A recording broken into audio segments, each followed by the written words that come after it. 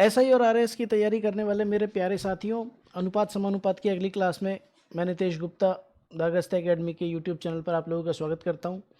हम लोग आपको मैथ्स जो आपके बेसिक न्यूमरेसी के नाम से आपके सिलेबस में मेंशन है उसको करा रहे हैं। आशा करता हूं आप लोग प्रैक्टिस कर रहे होंगे, मेरे द्वारा यहाँ पर बताई गई तकनीकों तरीक़ों का इस्तेमाल कर रहे होंगे और धीरे धीरे अपनी क्षमताओं को डेवलप कर रहे होंगे। तो आज हम भाषा से संबंधित जिन क्वेश्चंस में भाषा की क्लिष्टता होती है उनसे संबंधित कुछ और प्रश्नों को भी देखेंगे और उन प्रश्नों को समझने की अप्रोच को डेवलप करने की कोशिश करेंगे। चलिए साथियों, प्रश्नों के ऊपर चलते हैं। ए और बी की आय का अनुपात 5:7 है।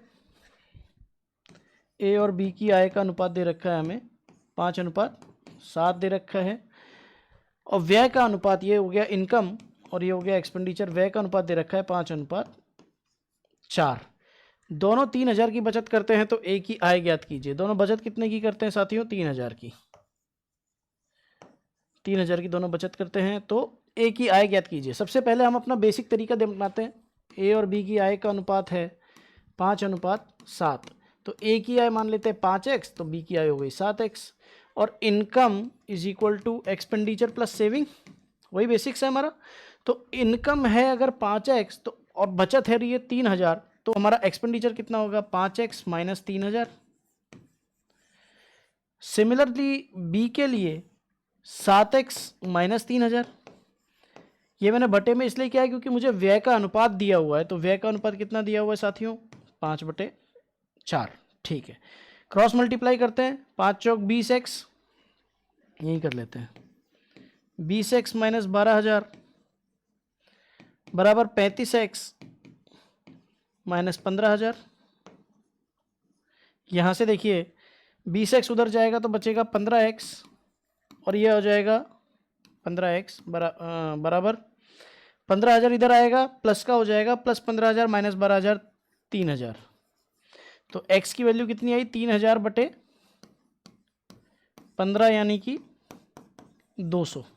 अब पूछा क्या है? ए की आय पूछी है, तो ए की आय कितना है? x की वैल्यू आई 200, तो ए की आय कितनी हुई? 5 गुणा 200 यानी कि 1,000। बताइए साथियों, इसमें कोई दिक्कत है? ए की आय हमारे पास आ गई है क्योंकि ए की आय का अनुपात और बी की आय का अनुपात था 5:7। अब इसको थोड़े दूसरे तरीके से देखते हैं। ए और बी की आय का अनुपात था 5:7, उनके व्यय का अनुपात था 5:4 और दोनों बचत कर रहे थे 3,000 की। 3,000 की ये बचत कर रहा था, 3,000 की ये बचत कर रहा था। इस तरीके के प्रश्नों को सॉल्व करने के लिए हम एक तरीका यूज़ करेंगे। ये देखिए, इस तरीके में करना क्या है साथियों, हमको इस फॉर्मेट में चीज़ों को लिखना है। आय लिख लिया, व्यय लिख लिया और बचत एक राशि के रूप में दी है तो वो लिख लिया। यहाँ पर इस 4 को पकड़ेंगे, इससे गुणा करेंगे और इस 4 को पकड़ेंगे, इससे गुणा करेंगे। 4 पंजे 20 ऊपर लिख दीजिए, 4 तिया 12 नीचे लिख दीजिए। सिमिलरली इस 5 को पकड़ेंगे, इससे गुणा करेंगे, इस 5 को पकड़ेंगे, इससे गुणा करेंगे। 5 7 35 ऊपर लिख दीजिए, 5 तिया 15 नीचे लिख दीजिए। अब देखिए ये 20 से 35 पे गए तो कितना अंतर आया? 15 यूनिट का। 12,000 से 15,000 पे गए तो कितना अंतर आया? 3,000 रुपये का। ये अंतर किसके इक्विवेलेंट है? 3,000 के इक्विवेलेंट। तो 1 यूनिट किसके इक्विवेलेंट हो गई? 200 के इक्विवेलेंट। जब 1 यूनिट 200 के इक्विवेलेंट हो गई तो ए की आय निकालनी है, तो ए की आय कितनी हो गई? ए की आय कितनी हो जाएगी साथियों? 5 इकाई। 5 इकाई का मतलब 200 गुणे 5 यानी कि 1,000 रुपये। ठीक है साथियों, ये हमने एक दूसरा मेथड देखा कि अगर ये इसे ट्रिक कह सकते हैं, आपको शॉर्ट ट्रिक। देखिए कल हमने एक RQR मेथड पढ़ा था। उस RQR मेथड में देखा था रेशो दे रखा है, फिर दे रखा है कितनी क्वांटिटी ऐड हुई तो फिर रेशो कितना आया। अगर इसमें ये सेविंग्स का रेशो दिया हुआ होता और बोला होता कि एक्सपेंडिचर है तो मैं RQR मेथड से इसको सॉल्व करता, बट यहाँ पर इनकम और एक्सपेंडिचर दिया हुआ है और सेविंग्स दी हुई है। ये तरीके आपको प्रैक्टिस करते रहने हैं, ये तरीके आपको प्रैक्टिस से आ जाएंगे। लेकिन साथ में हमको ध्यान साथियों ये भी रखना है कि ध्यान रखना का योग्य चीज़ें ये हैं कि हमें बेसिक्स हमारे स्ट्रांग होने चाहिए, क्योंकि बेसिक अगर हमारा स्ट्रांग नहीं है तो साथियों फिर मज़ा नहीं आएगा। फिर अगर हम ट्रिक में कहीं भी उलझे ना तो हम वापस से उसको रिट्रीव नहीं कर पाएंगे। ठीक है साथियों, तो अब हम चलते हैं आगे की तरफ, अगले प्रश्न की तरफ चलते हैं साथियों। A and B start a business investing 9,000 and 12,000. After 6 months, C joins with 15,000. Find the ratio of their profits after 1 year. A और B ने 9,000 और 12,000 रुपये लगाते हैं और एक बिजनेस स्टार्ट करते हैं। 6 महीने बाद C 15,000 रुपये लगाता है। 1 वर्ष बाद लाभ का अनुपात ज्ञात करना है। देखिए साथियों, इसका कॉन्सेप्ट समझिए। 1 वर्ष का मतलब हुआ 12 माह। अगर A ने कोई राशि लगाई है X, तो वो इस और वर्ष के बाद हम प्रॉफिट कैलकुलेट कर रहे हैं, तो ये X राशि जो है ये 12 महीने के लिए लगी हुई रहती है। अगर B ने कोई राशि लगाई है Y और हम कहते हैं कि इनका प्रॉफिट बताइए कितना हुआ, तो इसका मतलब है कि हम 12 महीने के लिए उस राशि को कैलकुलेट कर रहे हैं। बट C ने, अगर हमने कहा कि वो 6 महीने बाद ज्वाइन करता है, तो C ने जो राशि लगाई है Z, वो 12 महीने के लिए नहीं लगाई है, उसने वो राशि 6 महीने के लिए लगाई है। तो जो Z है उसको हम 6 से गुणा करेंगे। ये करने के पीछे लॉजिक ये है कि उस बिजनेस में तीनों की हिस्सेदारी किस अनुपात में रही, वो अनुपात ठीक तरीके से तभी निकल सकता है जब हम ये भी देखें कि किस आदमी ने कितने समय के लिए राशि लगाई। ठीक है साथियों, तो इस तरीके से चलते हैं, आगे देखते हैं। क्योंकि अगर मान लीजिए मैं सीधा सीधा X, Y और Z का अनुपात यहां पर निकालता हूं, तो X और Y के साथ जाती हो जाएगी, क्योंकि इन दोनों की पूंजी 12 महीने के लिए अटकी रही है और जबकि Z की पूंजी 6 महीने के लिए अटकी रही है। सेम प्रॉफिट जो है उसमें Z का हिस्सा ज़्यादा हो जाएगा अगर मैं समय की गणना को नेगलेक्ट कर देता हूं। तो आइए देखते हैं। तो A और B ने कितने राशि लगाई? A ने लगाई 9,000, B ने लगाई 12,000। C 6 महीने बाद आया। साथियों, अगर इसे ये नहीं देता और ये कहता कि C ने इतनी लगाई, तो हम सीधा अनुपात निकाल लेते, क्योंकि हम फिर ये मान के चलते कि जो A और B की राशि है, A की राशि, B की राशि, C की राशि, तीनों की राशि 12-12 महीने के लिए लगी हुई है। इसकी राशि 12 महीने के लिए कुछ राशि लगी हुई है, इसकी भी 12 महीने के लिए कुछ राशि लगी हुई है और इसकी भी 12 महीने के लिए कुछ राशि लगी हुई है।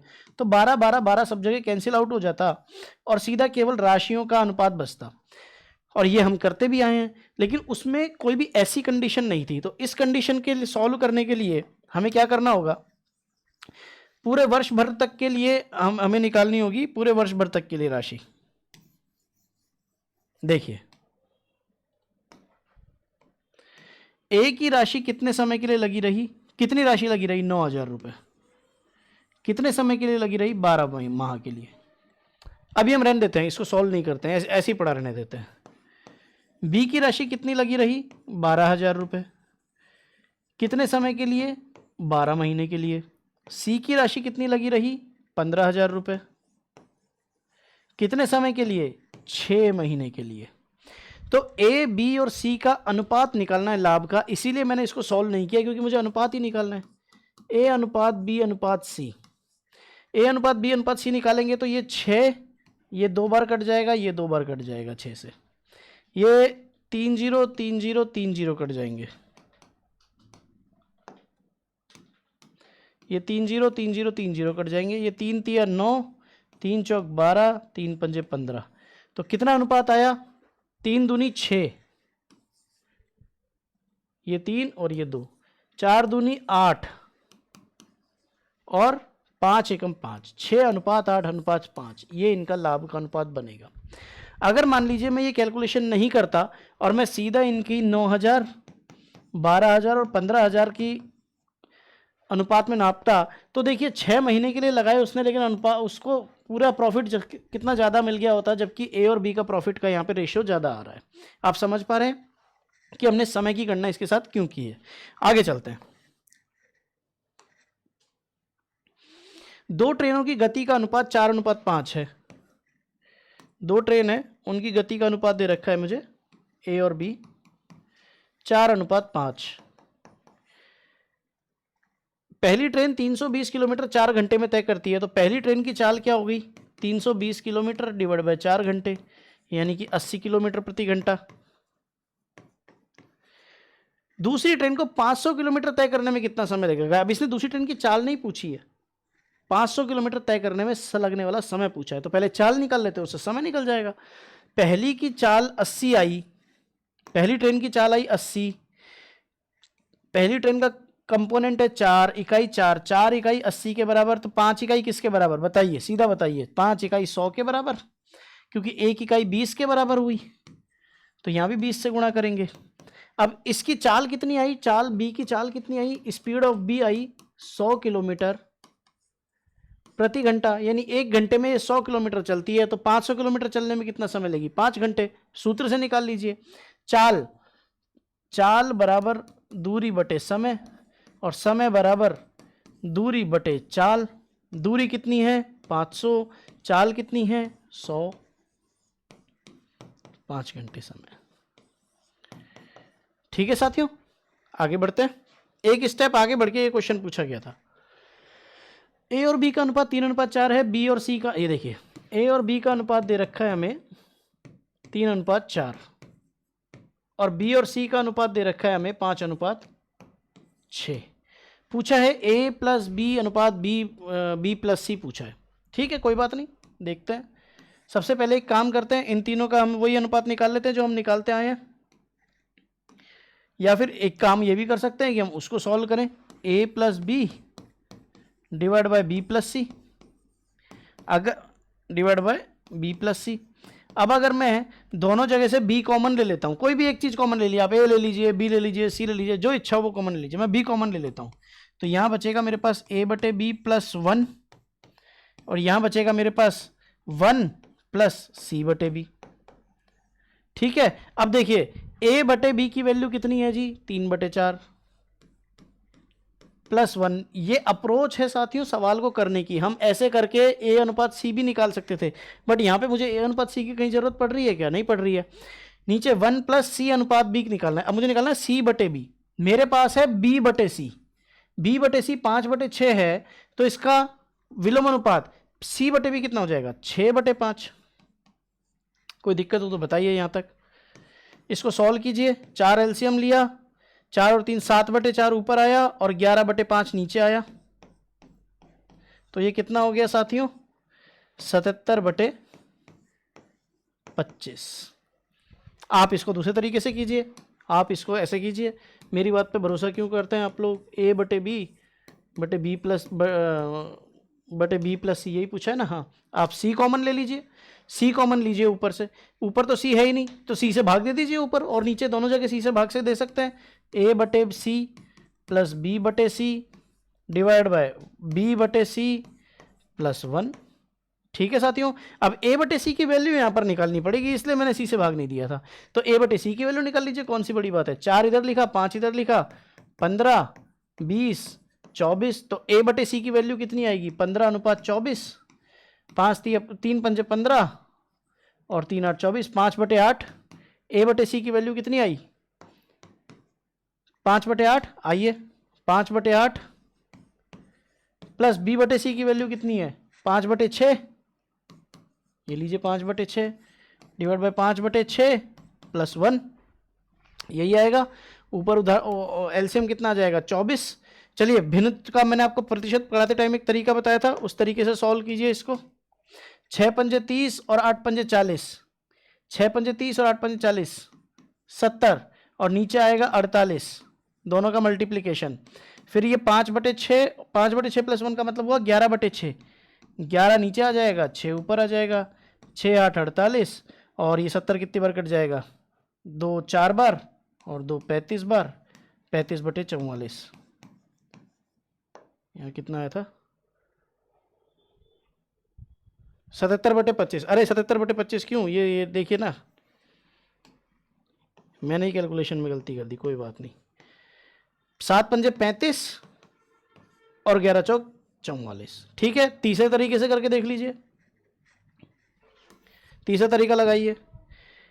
इस बार ए कॉमन निकाल लीजिए, ए प्लस बी बटे बी प्लस सी, आंसर तो सेम ही आएगा साथियों। ए कॉमन निकाल लीजिए, 1 प्लस बी बटे ए से ए कट जाएगा इसलिए मैं ए नहीं लिख रहा हूँ, इधर ए है ही नहीं तो ए का भाग दे दीजिए, ए कॉमन निकालेंगे तो क्या आएगा, बी बटे ए प्लस सी बटे ए। हमारे पास इस समय तो सारी वैल्यू है, 1 प्लस बी बटे ए बटे बी की वैल्यू कितनी है, ए बटे बी है 4, 3 बटे 4, तो बी बटे ए कितना हुआ 4 बटे 3 डिवाइड बाय बी बटे ए 4 बटे 3 प्लस सी बटे ए हमने यहाँ निकाला था कहीं, ए बटे सी निकाला था हमने 8 बटे 5, तो सी बटे ए उल्टा कर दीजिए 8 बटे 5, 5 बटे 8 लिखा था 8 बटे 5 हो जाएगा। इसका वैल्यू कितनी आई देखिए, ये ऊपर हुआ 7 बटे 3 और ये नीचे हुआ, नीचे तो आया एलसीएम 15 और 5 चौक 20 और 8 तिया 24, 44, तो ये ऊपर लेके जाइए इसको, 7 गुणे 15 बटे 3 गुणे 44,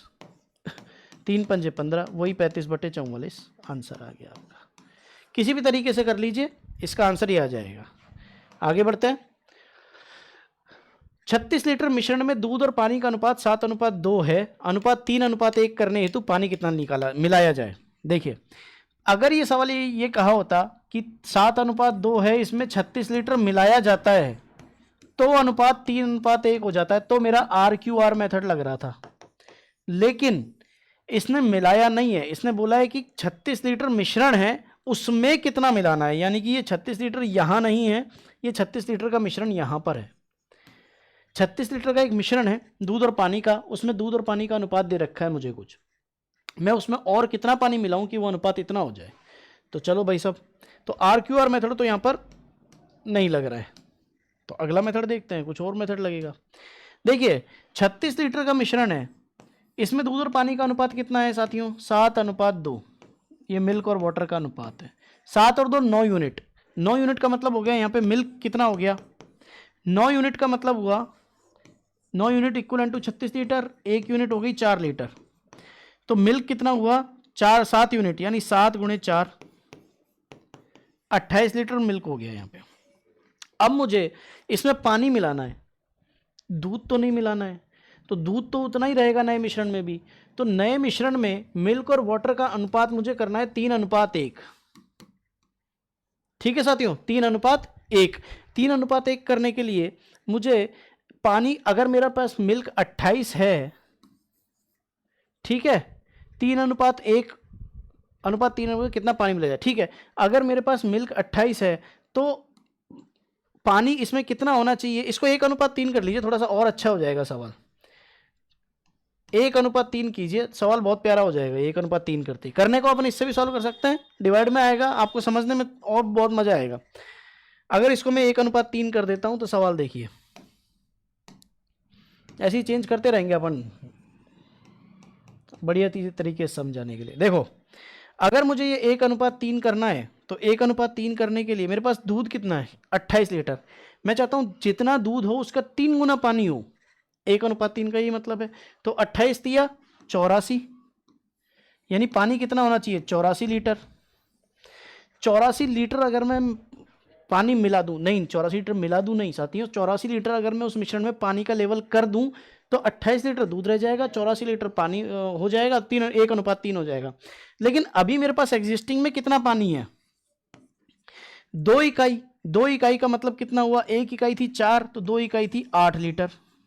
8 लीटर मेरे पास ऑलरेडी है, 8 लीटर को 84 लीटर मुझे बनाना है, 8 लीटर को 84 लीटर बनाने के लिए मुझे कितना पानी ऐड करना पड़ेगा, तो 84 में से 8 घटा दीजिए, 76 लीटर पानी मुझे ऐड करना पड़ेगा। अगर मैं 76 लीटर पानी इसमें ऐड कर देता हूं तो मेरे पास मिश्रण हो जाएगा 1:3 का। आप समझ पा रहे हैं इस सवाल की खूबसूरती, दोबारा देख लीजिए। 36 लीटर था मिश्रण, इसमें से दूध और पानी का अनुपात था 7:2, मैंने कहा 28 लीटर था मेरे पास दूध और 8 लीटर था वाटर। अब मैंने इस मिश्रण में, ये दूध और मिश्रण, इसमें मैंने पानी मिलाया, पानी मिलाने के बाद ये जो 7:2 था, आप देखिए 7:2, 3.5 गुना दूध था पहले, 7:2 का मतलब 3.5 गुना दूध था, लेकिन अब 1:3 रह गया, यानी दूध इतना कम हो गया तो पानी बहुत ज़्यादा मिलाया गया। कितना पानी मिलाया गया? तो कितना पानी मिलाना, तो 28 लीटर। दूध की मात्रा तो सेम रहेगी, कॉन्सेप्ट यही है बस कि दूध की मात्रा को सेम रखना है। और 1:3 करने के लिए 84 हो जाएगा ये।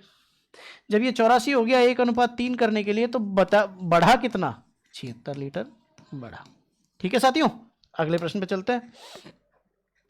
ए और बी क्रमशः 15 और 20 दिन में कार्य करते हैं, साथ मिलकर वे कार्य को कितने दिन में पूरा करेंगे? देखिए, ये टाइम एंड वर्क का क्वेश्चन है, पर इस तरीके के क्वेश्चन हमसे अनुपात में कभी कभी पूछ लेता है। वैसे हालांकि आपके प्रश्न पत्रों में तो शायद नहीं पूछा गया है, बाकी फिर भी देख लीजिए।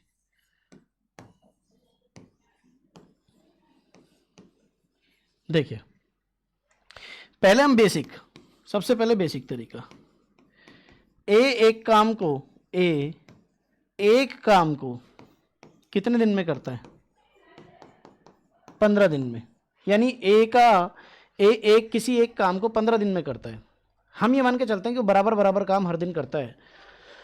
तो ए 15 दिन में करता है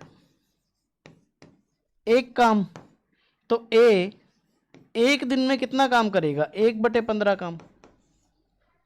ठीक है साथियों, यहां तक कोई दिक्कत नहीं है। मैं कहता हूं ए 2 दिन में एक काम को पूरा कर देता है, तो एक दिन में कितना करेगा? आधा काम, 1/2 काम। मैं कहता हूं 3 दिन में वो पूरा काम कर देता है, तो एक दिन में कितना काम करेगा? 1/3 काम। ठीक है साथियों, तो ये आया। अब बी कितने दिन में? 20 दिन में पूरा करता है क्या? एक काम। तो बी एक दिन में कितना करेगा? 1/20 काम। तो ए प्लस बी साथ में मिलके कितना काम करेंगे? दोनों एक दिन में टोटल कितना काम करते हैं? ए एक दिन में इतना काम करता है, बी एक दिन में इतना काम करता है, तो दोनों एक दिन में कितना काम करते हैं? इतना काम। इसका लघुत्तम लीजिए, कितना आया? 60। 15 चौक 60, 20 तिया 60, 60/7, सॉरी 7/60, 7/60। अब ये दोनों जब एक दिन में ए व बी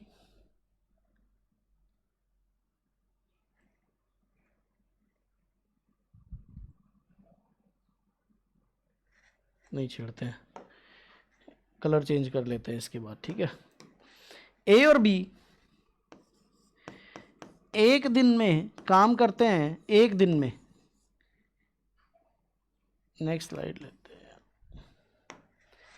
ए व बी 7/60 काम करते हैं कितने दिन में? एक दिन में। तो वो पूरा एक काम कितने दिन में करेंगे? इस एक में 7/60 का भाग दे देता हूं, कितना आया? 60/7 दिन में। ये तो हुआ साथियों बेसिक, दोनों मिलके कितने दिन में काम करेंगे। अब देख लीजिए तरीका, एक काम को करता है 15 दिन में, बी उस काम को करता है 20 दिन में। जब हमको दोनों का कंबाइंड काम निकालना होगा, आप इन दोनों का एलसीएम लीजिए, कितना आता है? 60 आया साथियों। 15 कितनी बार? 15 मतलब 60 में 15 का भाग दे तो कितना आया? 4। और 60 में 20 का भाग दे तो कितना आया? 3। ये जो 4:3 आया है, ये है इन दोनों की कार्य क्षमता का रेशो। जो एक व्यक्ति जो 15 दिन में खत्म कर दे रहा था और बी 20 दिन ले रहा था, तो कार्य क्षमता किसकी ज्यादा हुई? 4 की। अगर मैं कार्य क्षमता का अनुपात पूछूंगा तो 4:3 आया। तो अगर इन दोनों को जोड़ के मैं इसमें डिवाइड कर दूं, तो मेरे पास ये आ जाएगा कि ए और बी दोनों मिलकर उस काम को कितने दिन में खत्म करेंगे। ठीक है सर, दोनों का एलसीएम लेना है, कितनी बार भाग जा रहा है उसको जोड़ के नीचे लिख देना है, 4 + 3। ठीक है, आगे चलते हैं। ए का वेतन बी से 20% अधिक है और बी का वेतन सी से 25% कम है, तो ए अनुपात बी अनुपात सी ज्ञात कीजिए। ए का वेतन बी से 20% अधिक है, 20% का मतलब 1/5, यानी बी का वेतन अगर 5 है तो ए का वेतन 6 हुआ। यही तरीका है, परसेंटेज से पढ़ते हुए आ रहे हैं हम, तो अब तक तो आप प्रो हो गए होंगे इसमें। बी का वेतन सी से 25% कम है, यानी बी का वेतन सी से 25% का मतलब 1/4, यानी अगर सी का वेतन 4 है तो बी का वेतन 3। ए अनुपात बी अनुपात सी निकालना है अभी। अब तो आप लोगों के लिए तो बच्चों का खेल हो गया है। 5 को इधर लिख लीजिए, 3 को इधर लिख दीजिए, 6 तिया 18, 5 तिया 15, 5 चौक 20। कटेगा किसी से? नहीं कटेगा, किसी से भी नहीं कटेगा। 18, 15, 20, ठीक है। तो 18:15:20 आपका उत्तर आ गया। ए अनुपात बी अनुपात सी पूछा था। अब मैं पूछूं कि ए का वेतन सी से 5,000 रुपये अधिक है, तो सी का वेतन ए से 5,000 रुपये अधिक है, तो सी का वेतन ए से कितना इकाई अधिक है? 2 इकाई अधिक है। 2 इकाई की वैल्यू 5,000 है। अब बताओ ए का वेतन कितना था? 2 इकाई की वैल्यू 5,000 है, तो 1 इकाई की वैल्यू 2,500, तो 6 इकाई की वैल्यू कितनी हो गई? 15,000। तो ए का वेतन निकल जाएगा। कि क्वेश्चन को आगे किसी भी तरीके से घुमा सकते हैं। एक्स अनुपात वाई और वाई अनुपात जेड दे रखा है, एक्स अनुपात वाई अनुपात जेड पूछा है, निकाल लीजिए भाई। क्या हो गया इसमें? 2:3, 9:11। कलर चेंज कीजिए, 3 इधर लिखिए, 9 इधर लिखिए। 18, 27, 33, 3 से कट जाएगा ये, 3 छिंग 18, 3 9 27, 3 11 33, 6 9 11 आपका उत्तर आ गया। बहुत इजी सवाल है। आगे चलते हैं साथियों। देखिए ये सवाल हमने इस तरीके का पहले भी किया था, वापस करते हैं। ये आपका कौन सा मेथड है मुझे बताइए? RQR मेथड है, रेशो क्वांटिटी रेशो, जो हमने पिछली क्लास में देखा था। ए और बी की आयु का अनुपात 5:7 है। ये ए की आयु, ये बी की आयु। 6 साल बाद उनकी आयु का अनुपात 3:4 हो जाता है। तो उनकी वर्तमान आयु निकालनी है। ठीक है, देखिए कितना अंतर आ रहा है। 2 का अंतर इधर है, 3 का अंतर इधर है। अगर ये अंतर सेम होता तो हमारे लिए कोई दिक्कत थी नहीं। पहले इसको बेसिक से करके देखें एक बार। अगर आपको बेसिक समझ में आ गए तो फिर कोई दिक्कत नहीं है। ए की वैल्यू हो गई 5x और बी की आयु हो गई 7x। 5x + 6 वर्ष बाद, 7x + 6, इसकी उत्तर कितना आया? 3:4। क्रॉस मल्टीप्लाई कर दिया, 5 चौक 20, 7 तिया 21। 5 चौक 20 इधर है, 20x इधर है, 7 तिया 21x इधर है। 20x को इधर लेके आऊंगा, इधर बचेगा केवल x = 6। थोड़ा सा कैलकुलेशन फास्ट करेंगे साथियों। 6 चौक 24, 24 इधर है, पकड़ के रखिए इसे, और 6 तिया 18, 18 इधर है। 18 को इधर लेके आइए तो ये बचा 6, तो x की वैल्यू कितनी आई? 6। ए की आयु पूछी है, तो ए की आयु कितनी है? 5x यानी कि 30 वर्ष। सॉल्व कर दें इसको अगर आप कहते हैं तो। चलिए कोई बात नहीं। 20x + 24 = 21x + 18। अब तो आप कर ही लेंगे, ये x उधर चला गया, ये इधर आ गया, तो ए की वैल्यू आ गई 30 वर्ष। अब यहां देखिए इसको। अब ये पूछा है कि इस अनुपात को, ये जो 2 का और 3 का रेशो आया है, अब इसको हमको बराबर बनाना है। एक काम करते हैं, ये वैल्यू आई कितनी? 5:7 था, बाद में 6 वर्ष बाद ये अनुपात हो गया 3:4। या तो एक काम करें कि इन अनुपातों को एक तरीके का बना के हम देखें एक बार, या क्रॉस मल्टीप्लाई वाला मेथड से करते हैं। ठीक है, 2-3 अलग अलग मेथड से मैं आपको करा रहा हूं। इसको इससे मल्टीप्लाई कीजिए, 4 पंजे 20। इसको इससे मल्टीप्लाई कीजिए, 3 सत्ते 21। कितने का डिफरेंस आया? 1 का। इसकी वैल्यू किसके बराबर है? इस डिफरेंस की वैल्यू 6 के। तो जब इस 1 यूनिट की वैल्यू किसके बराबर आई?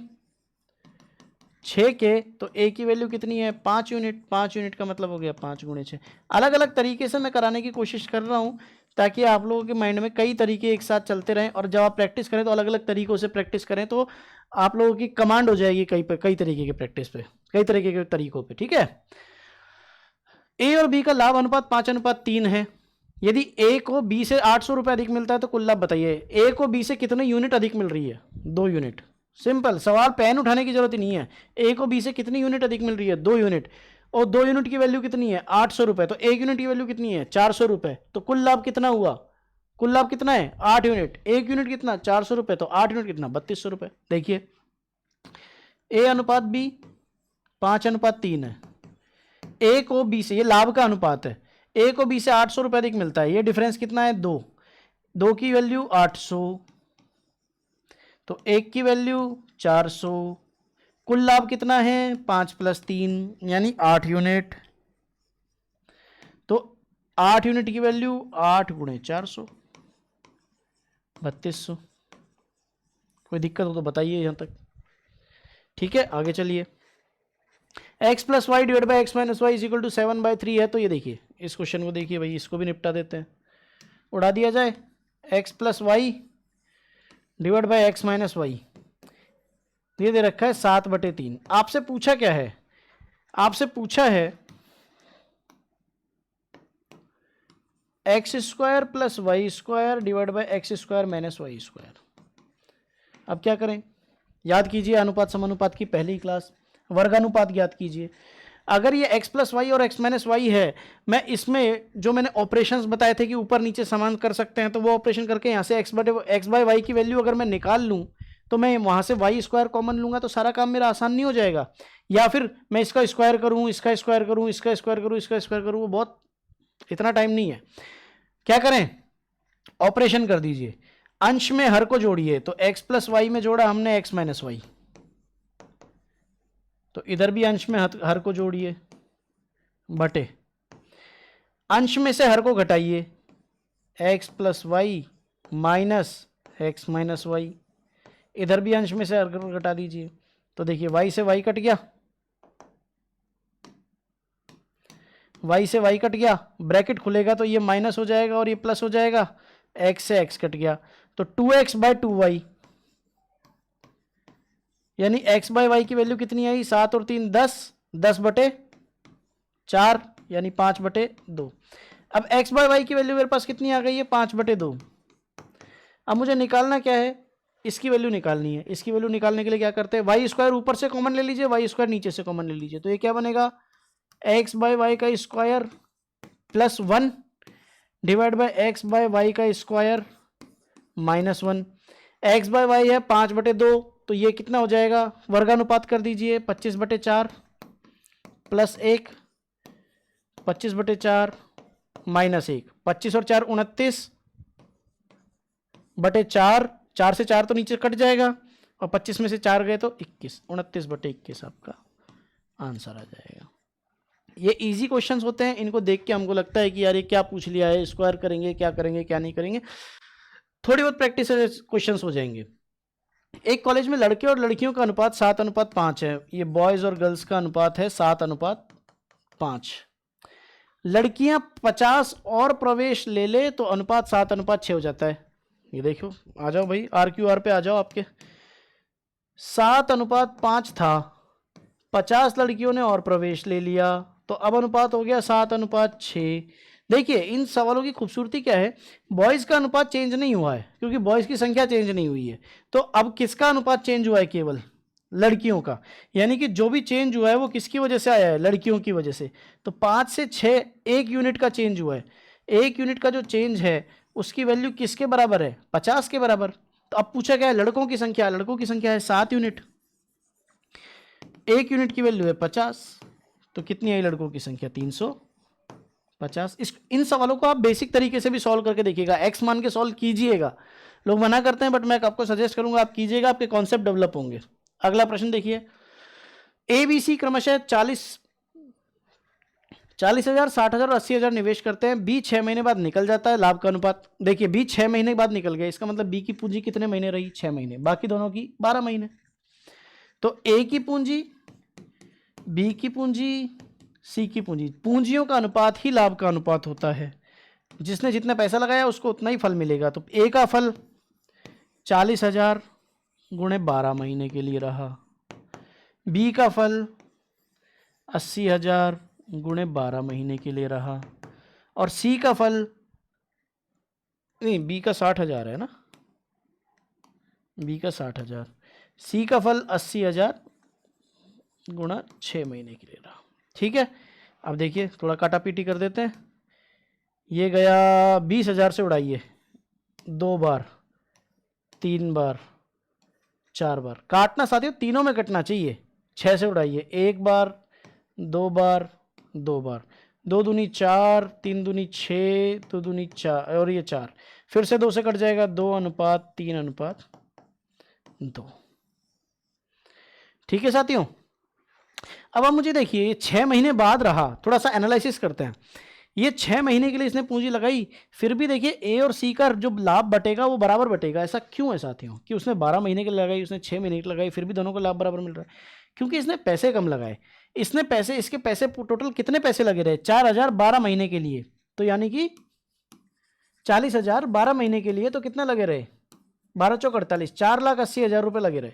उसने कितने लगाए, 80,000 लगाए, लेकिन 6 महीने के लिए 4,80,000 उसके भी लगे रहे।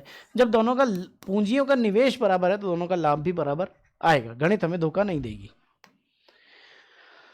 यदि 15 व्यक्ति 20 दिनों में कार्य करते हैं तो 25 व्यक्ति कितने दिनों में कार्य करेंगे। देखिए कॉन्सेप्ट क्या है, मैन गुणा डेज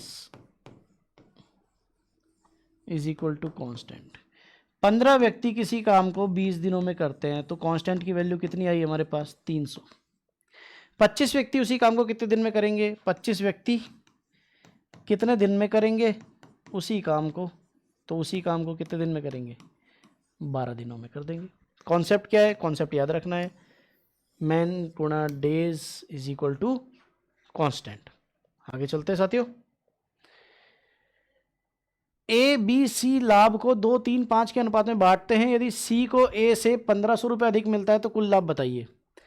ए बी सी ने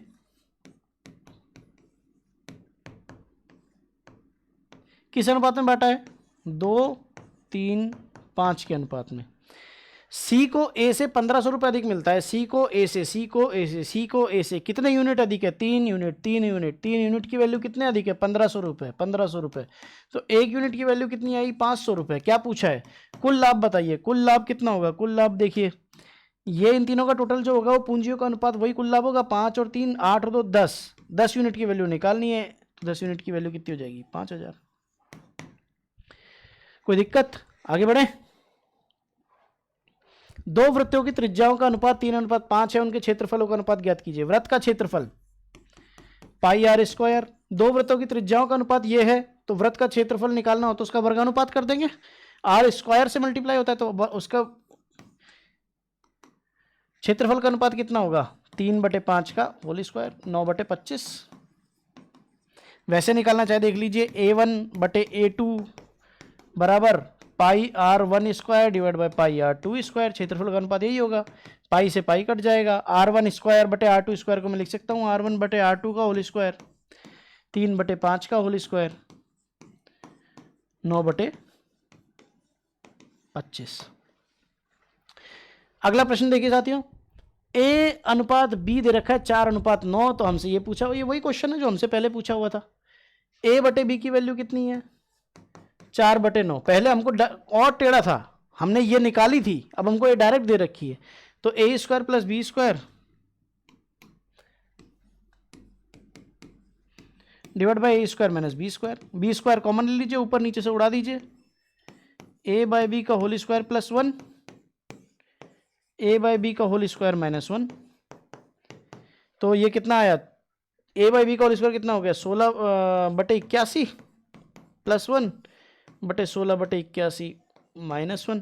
तो 16/81 प्लस 1 और 16/81 माइनस 1 में क्या आएगा, 81 में 16 जोड़ी 97, 81 से तो 81 कट ही जाएगा। देख लीजिए कैसे कट जाएगा, 81 में से 16 गए तो 65, माइनस का 65 आ जाएगा बटे 81।